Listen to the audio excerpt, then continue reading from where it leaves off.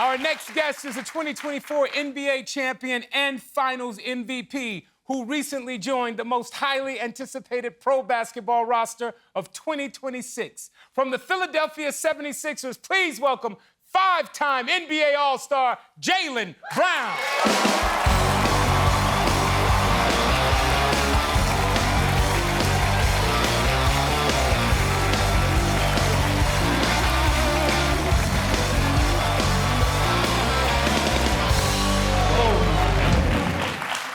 All right.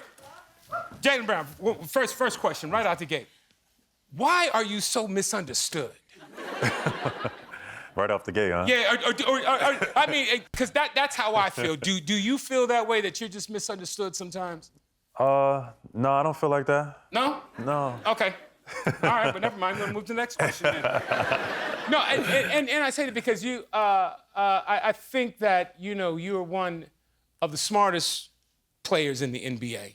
And I say that because you did 1 year at Berkeley, and you've gone pro, but you want to go back and enroll at MIT to study astrophysics. Yeah. You want to be an astrophysicist. Let's talk about that for how did that come about? Well, I just love the stars. I've always loved astronomy. So me and my grandpa, we share that love. So it'll be great if MIT will have me. I'd love to enroll, but we'll see. We'll take it one step at a time, and hopefully we'll make it happen. Okay. All right. Speaking of education, your mother is a professor with multiple degrees. Yeah, that's my mama right there. She ain't got one degree. But you're a great woman. You're a great woman. I got an AA from Compton. Oh, okay. My mama got an AA from Compton College. All right. I'd like to talk about the degrees that your mother has and how she instilled education in you as a kid growing up. Yeah, it was non-negotiable. My mom, she didn't care about basketball whatsoever. I wasn't allowed to get a B until like high school. Oh, wow. If I came home with anything less than a A, then I wouldn't be able to do some of these extracurricular activities that I wanted to do. Right. Okay. Well, speaking of intelligence, was Boston intelligent when they traded you to the 76ers to get what they got? And nothing against what they got. You know, I love Paul George, you know, but they got rid of you, champion, all-star, you know, a guy who led the team and, you know, galvanized the team to come back and play the way that they did. And they got rid of you. And what we like to think wasn't a fair trade at all. You know, your thoughts on that? I was a little disappointed in how it all went down. But, I mean, to answer your question, is I guess we'll find out. We'll find. Okay, there you go. And the thing that you have on the front of your shoe right here. Yes, sir. You know, let's talk about that for a second. You have FCHWPO. Yes, sir. These are the new 741. 741 is a frequency. It means out with the old, in with the new. So this is the next iteration. I went independent, started my own sneaker brand instead of signing with some of the major corporations. Okay. We'll leave that there. It's interesting that you say that because, you know, you hear stories of players who had opportunities to get ownership and partnership in some of the companies.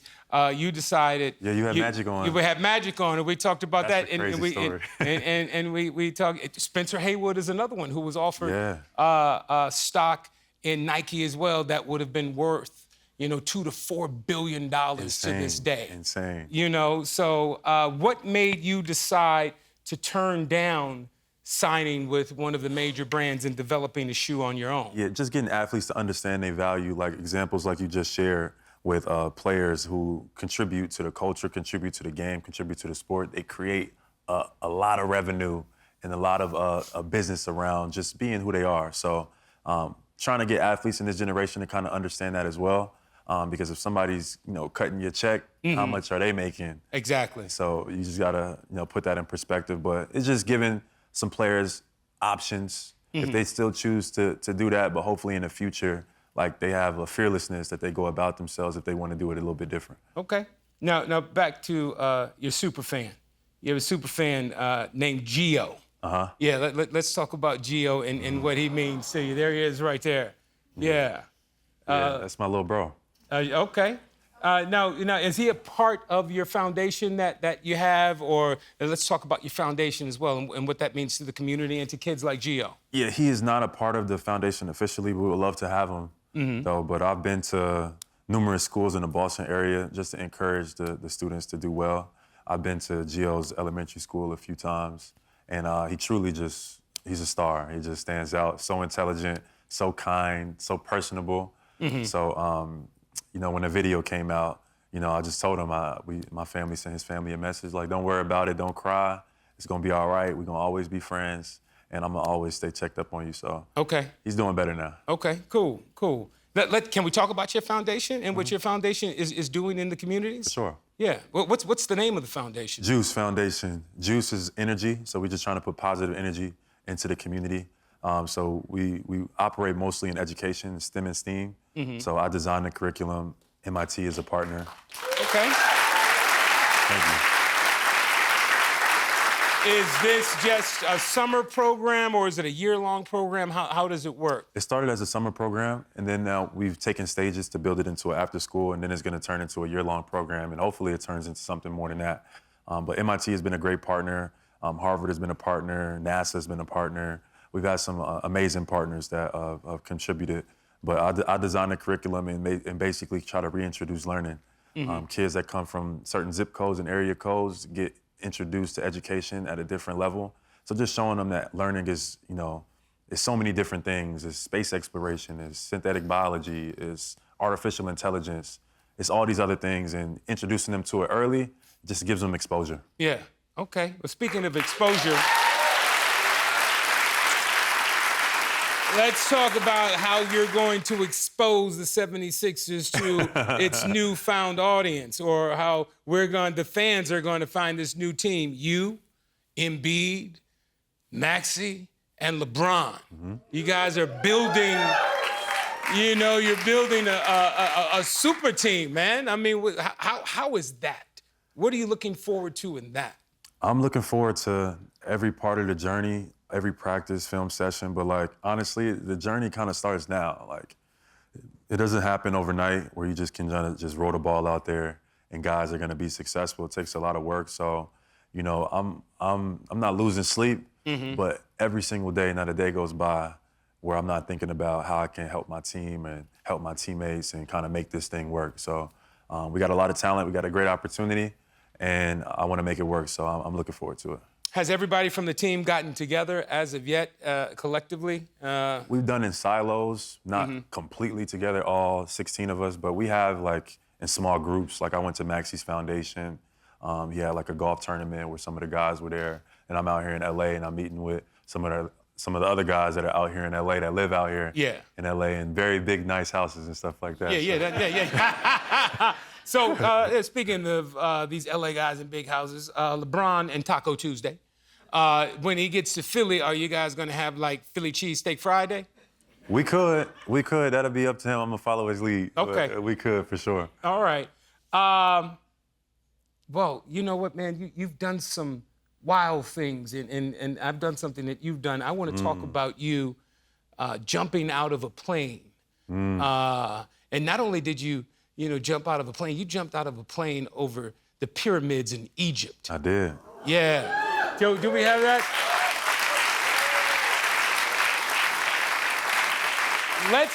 Let's talk about that. Let's talk about why you were in Egypt first and foremost. Okay. And then secondly, why did you decide to jump out of a plane above the pyramids? Well, first, I'm turning 30 years old, Anthony, so I'm getting up there. Okay.